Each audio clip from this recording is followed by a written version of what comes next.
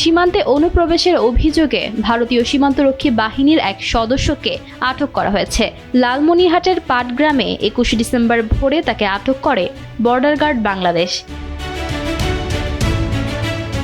এই ঘটনায় 51 বিজিবি ব্যাটালিয়নের পক্ষ থেকে এক সংবাদ বিজ্ঞপ্তিতে বলা হয়েছে, 21 ডিসেম্বর ভোর 5টার দিকে 51 বিজিবি ব্যাটালিয়নের আওতাধীন দহগ্রাম অঙ্গরপোতা বিওপির ভাঙাপাড়া এলাকায় সীমান্ত পিলারের কাছ দিয়ে বিএসএফের এক সদস্য সীমান্ত অতিক্রম করে। এতে তিনি বাংলাদেশের 50 থেকে 100 গজ অভ্যন্তরে প্রবেশ করেন। এ সময় ওই এলাকায় টহলরত বিজিবি সদস্যরা তাকে তাৎক্ষণিকভাবে আটক করেন। জিজ্ঞাসাবাদে আটক বিএসএফ সদস্য জানান, গরু চোরাকারবারিদের পিছু নিতে গিয়ে কুয়াশার মধ্যে পথ হারিয়ে ভুলবশত বাংলাদেশের অভ্যন্তরে প্রবেশ করেন। তাকে আঙ্গারপোতা বিওপিতে বিজিবির হেফাজতে রাখা হয়েছে।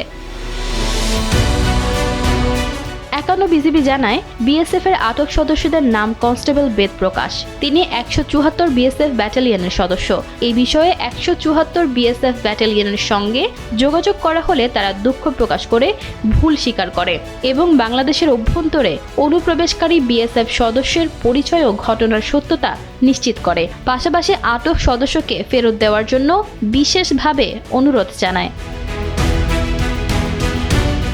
বিজ্ঞপ্তিতে আরও উল্লেখ করা হয়, বাংলাদেশ ভারত যৌথ সীমান্ত চুক্তি 1975 এবং আন্তর্জাতিক আইনের যথাযথ প্রক্রিয়া অনুসরণ করে এই বিষয়ে ব্যবস্থা নেওয়া হবে। এই ঘটনায় ব্যাটালিয়ন পর্যায়ে পতাকা বৈঠকের আহ্বান জানানো হয়েছে। 51 বিজিবি ব্যাটালিয়নের sector commander lieutenant colonel Selim Aldin বলেন, বিএসএফ এর উচ্চপদস্থ কর্মকর্তাদের সঙ্গে যোগাযোগ চলছে। এই বিষয়ে বিস্তারিত পরে জানানো হবে।